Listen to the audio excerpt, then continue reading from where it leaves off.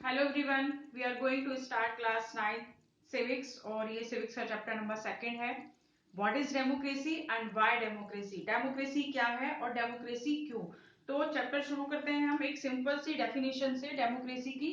Democracy is the form of government in which rulers are elected by the people. तो democracy government की एक ऐसी form है जिसमें जो रूलर है वो लोगों के द्वारा इलेक्ट किए जाते हैं, लोगों के द्वारा चुने जाते हैं। इसमें कुछ वर्ड्स हैं जैसे है the form of government, elected, ruler and the people. ये वर्ड्स हैं।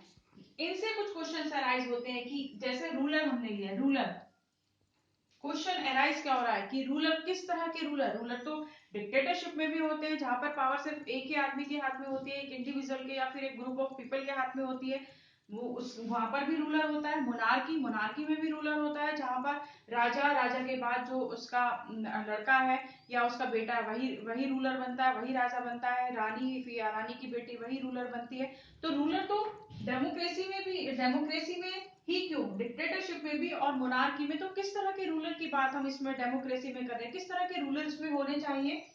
सेकंड है इसका इलेक्शन किस तरह के इलेक्शन वहां पर हो रहे हैं, क्या लोगों के पास चॉइस है या फिर ये कहा जा रहा है कि आप या तो ए पार्टी को वोट दीजिए या फिर ए पार्टी को वोट दीजिए। जी हाँ, या तो ए पार्टी को वोट दीजिए या फिर ए पार्टी को वोट दीजिए, मतलब उनके पास कोई चॉइस नहीं है, सिर्फ एक ही पार्टी को वोट करना है। क्या इस तरह के इलेक्शन तो डेमोक्रेसी में नहीं हो रहे, ये क्वेश्चन अराइज होता है। फिर है the people, elected by the people. किस तरह के पीपल, क्या सभी लोगों को राइट है वोट देने के, सभी लोगों को राइट है, क्या ऐसा है, या फिर कुछ ही लोगों के पास वो राइट है। क्या फीमेल के पास राइट है या फिर किसी एक एज ग्रुप के पास ही वोट करने का राइट है, या फिर किसी एक स्पेशल जेंडर के पास राइटिंग है वोटिंग के, या फिर सबके पास है। किस तरह की वोटिंग की हम बात कर रहे हैं यहाँ पर, किस तरह के लोगों की हम बात कर रहे हैं। लास्ट में द फॉर्म ऑफ गवर्नमेंट, किस तरह की form of government, monarchy, dictatorship या फिर डेमोक्रेसी, किस तरह की फॉर्म की हम बात कर रहे हैं। तो जो डेमोक्रेसी के फीचर्स हैं इनको पढ़ने के बाद हम डेमोक्रेसी को अच्छे से समझ पाएंगे। तो शुरू करते हैं हम इसके फीचर्स, डेमोक्रेसी के फीचर्स क्या है, इसकी विशेषताएं क्या है, उसके प्लस पॉइंट, उसके गुण, उसकी अच्छाइयां, वो हम इसमें पढ़ने वाले फीचर्स ऑफ डेमोक्रेसी। तो फर्स्ट फीचर देखते हैं बच्चे। फर्स्ट फीचर है major decision by elected leader और इलेक्टेड रिप्रेजेंटेटिव। जो मेजर डिसीजन है वो कौन लेता है, जो चुनकर आ रहे हैं, जो इलेक्टेड होकर आ रहे हैं लीडर से रिप्रेजेंटेटिव, जो हम लोग उनको चुनकर लेकर आ रहे हैं डेमोक्रेसी में, वो ले रहे हैं मेजर डिसीजन। तो क्या ऐसा है, एक एग्जांपल देखते हैं हम इसमें परवेज मुशर्रफ का, उससे ये क्लियर हो जाएगा क्या जो इलेक्टेड लीडर है वही डिसीजन ले रहे हैं डेमोक्रेसी में या फिर सिचुएशन कुछ और है। देखते हैं बच्चे। तो बात करते हैं परवेज मुशर्रफ की, जो एक मिलिट्री में जनरल है। उन्होंने 1999 में एक कूप कराया, मिलिट्री कूप कराया। अब यहाँ पर कूप क्या है बच्चे, कूप का मतलब होता है तख्ता पलट कर देना, मतलब जो प्रेजेंटली गवर्न कर रही है, रूल कर रही है गवर्नमेंट, उसको हटा के उसकी जगह अपने आप को रूलर बना देना। तो परवेज मुशर्रफ ने यही किया। अक्टूबर 1999 में उन्होंने एक मिलिट्री कूप कराया और जो वहां पर डेमोक्रेटिक गवर्नमेंट थी उसको हटाकर अपने को वहां पर रूलर बना लिया और अपने आप को डेजिग्नेशन कर दे दिया उसने प्रेसिडेंट, अपने आप को अनाउंस कर दिया पाकिस्तान का प्रेसिडेंट, खुद बन गया, उसने मिलिट्री कूप कराया। यहाँ पर हम बात कर रहे थे डेमोक्रेसी की, डेमोक्रेटिक गवर्नमेंट की, और उसका जो रूल था इलेक्टेड बाय द पीपल, कि जो लोगों के द्वारा चुनकर आ रही है। परवेज मुशर्रफ लोगों के द्वारा चुनकर तो नहीं आए, तो फर्स्ट स्टेप पर ही फेल हो गए। फिर उसके बाद जब उन्होंने अपने आप को प्रेसिडेंट का डेजिग्नेशन दे दिया, उसके बाद उन्होंने चाहा कि लोगों का और फेवर उनको मिले, अपना जो उनका टाइम पीरियड है थोड़ा सा और एक्सटेंड कर दिया जाए, आने वाले 5 सालों के लिए उसको बढ़ा दिया जाए। तो उसके लिए उन्होंने क्या किया, उसके लिए उन्होंने एक रेफरेंडम पास कराया 2002 में। अब बच्चे रेफरेंडम क्या है रेफरेंडम का मतलब है कि किसी भी इश्यू पर हम लोगों की राय मांग रहे हैं, वो सिर्फ यस और नो में, कि कोई भी इशू है, कंट्री में कोई इशू है, तो हम वहाँ के जो लोग हैं, वहाँ के सिटीजन है, पीपल है, उनसे उनकी राय मांग रहे हैं कि वो इसके लिए एग्री है या नहीं है, वो सिर्फ यस और नो में आंसर दें। तो एक रेफरेंडम कराया परवेज मुशर्रफ ने 2002 में, जिससे, और उस रेफरेंडम के बाद उसने अपना जो टाइम पीरियड था प्रेसिडेंसी का, उसका जो टाइम पीरियड था वो 5 साल और आगे बढ़ा लिया और एक्सटेंड कर दिया। उसने कहा कि जो रेफरेंडम हुआ है और उसका जो रिजल्ट आया है वो उसके फेवर में है, उसके फेवर है, मतलब कि जो पाकिस्तान के लोग हैं वो चाहते हैं कि परवेज मुशर्रफ आने वाले 5 सालों में भी वहां के प्रेसिडेंट बने रहें। लेकिन अब क्या हुआ बच्चे, कुछ टाइम बाद जो मीडिया थी, ह्यूमन राइट ऑर्गेनाइजेशन थे, या फिर जो डेमोक्रेटिक एक्टिविस्ट थे, उन्होंने परवेज मुशर्रफ को अपोज करना शुरू कर दिया, उसको क्रिटिसाइज करना शुरू कर दिया और उसको प्रोटेस्ट करना शुरू कर दिया। क्यों कर दिया? उन्होंने कहा कि ये जो रेफरेंडम हुआ है, ये रेफरेंडम में बहुत सारी माल प्रैक्टिस और फ्रॉड प्रैक्टिस को यूज किया गया है। मतलब जो उसने कहा है कि लोगों ने उनके फेवर में यस कहा है या लोगों ने उनके फेवर में वोट्स दिए हैं, तो वो गलत है।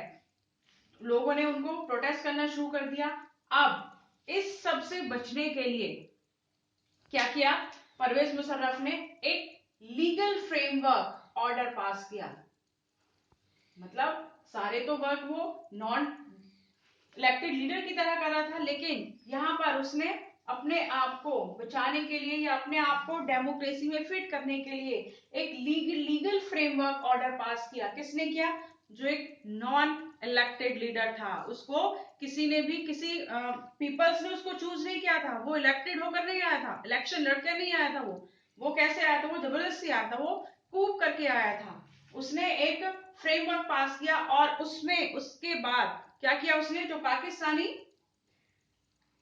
कॉन्स्टिट्यूशन था, उस कॉन्स्टिट्यूशन में उसने कुछ चेंजेस किए। उस चेंजेस किया, किस लिए चेंजेस किए? जो उसकी पावर है उसको इंक्रीज करने के लिए उसने उसमें चेंजेस किए और अपने अपने हाथ में उसने बहुत सारी अनोमस पावर ले ली। और उस पावर के आने के बाद अब उसके पास पावर आ गई थी कि प्रेसिडेंट के पास कि जो नेशनल असेंबलीज हैं या फिर प्रोविंशियल असेंबलीज हैं, उनको जो इलेक्टेड असेंबलीज है नेशनल और प्रोविंशियल असेंबली, अब उसके पास पावर थी कि उनको डिसमिस कर सकता था। कौन कर सकता था? एक नॉन इलेक्टेड लीडर। बात हम क्या कर रहे थे कि जो लोगों के द्वारा इलेक्टेड होकर आता था, लेकिन परवेज मुशर्रफ इलेक्टेड होकर नहीं आया, लेकिन उसके पास उसने अपने हाथ में इतनी पावर ले ली पाकिस्तानी कॉन्स्टिट्यूशन में अमेंडमेंट्स करने के बाद। अमेंडमेंट्स का मतलब होता है बच्चे बदलाव करना, जो प्रोविजन है, जो एक्ट है, उनमें कुछ बदलाव करना। लेकिन वो जो बदलाव है वो किए जाते हैं लोगों के वेलफेयर में। लेकिन यहाँ पर परवेज मुशर्रफ ने किस लिए किए? अपने अपने हाथ में अनोमस पावर के लिए, जिससे ज्यादा से ज्यादा पावर उसके हाथ में हो और वो वर्क कर सके। अब उसके पास पावर थी कि वो नेशनल और प्रोविंशियल असेंबलीज को डिसमिस कर सकता है। और क्या किया बच्चे उसने? और जो सिविलियन कैबिनेट थी, जो कैबिनेट मिनिस्टर्स हैं, उनके पास पावर होती है कि वो कंट्री को कैसे गवर्न किया जाए, कैसे चलाया जाए, ये वो स्कीम्स, ये स्ट्रेटेजी वो बनाते हैं। तो सिविलियन कैबिनेट को सुपरवाइज करने के लिए, उनके ऊपर इंक्रोचमेंट करने के लिए क्या किया उसने? नेशनल सिक्योरिटी काउंसिल को एस्टेब्लिश किया। क्या किया बच्चे? नेशनल सिक्योरिटी काउंसिल को एस्टेब्लिश किया। और ये जो नेशनल सिक्योरिटी काउंसिल थी, इसमें क्या था? डोमिनेशन था जो मिलिट्री ऑफिसर्स थे, मतलब जो उसके लोग थे, जो परवेज मुशर्रफ के लोग थे, उनका ही उसने उसमें पार्टिसिपेट कराया। जो उसके मेंबर थे नेशनल सिक्योरिटी काउंसिल के, वो लोग थे जो मिलिट्री ऑफिसर थे या फिर उसके वो बहुत ज्यादा विश्वसनीय लोग थे, ताकि वो सब उसके फेवर में काम कर सकें। तो हमने इसका फर्स्ट फीचर क्या देखा था? Major decision by elected leader, major decision taken by the elected leader, कि जो चुनकर लोग आ रहे हैं वो मेजर डिसीजन ले रहे हैं। तो हमने यहाँ परवेज मुशर्रफ का एग्जाम्पल देखा। क्या वो इलेक्टेड होकर आए? नहीं आए। तो क्या हम पाकिस्तान को एक डेमोक्रेटिक कंट्री कहेंगे? नहीं कहेंगे। तो फर्स्ट फीचर क्या बनता है इसका बच्चे? The final decision making power must be with those who are elected by the people। मतलब जो फाइनल डिसीजन लेने की, कंट्री को कैसे गवर्न करना है, कंट्री को कैसे चलाना है, उसके लिए जो मेजर डिसीजन लेने हैं वो किसके लिए, कौन लेगा उसको? वो लेगा जो इलेक्टेड होकर आया है लोगों के द्वारा, जिसको हमने वोट किए हैं, जिसको हमने कहा है कि वो लीडर बनकर आए, रिप्रेजेंटेटिव बने, उसके हाथों में होने चाहिए, ना कि जो जबरदस्ती डेमोक्रेसी में आए हैं उनके हाथों में होना चाहिए। तो हमने इसका फर्स्ट फीचर देख लिया है डेमोक्रेसी का, कि जो मेजर डिसीजन है वो इलेक्टेड पीपल के हाथ में होने चाहिए। आने वाली जो नेक्स्ट वीडियो में इसमें हम इसका सेकंड फीचर पढ़ेंगे बच्चे, और वो है फ्री एंड फेयर इलेक्शन, कि डेमोक्रेसी में जो विशेषताएं हैं डेमोक्रेटिक गवर्नमेंट की, वो फ्री और फेयर इलेक्शन। तो तब तक के लिए गुड बाय, मिलते हैं दूसरे वीडियो में।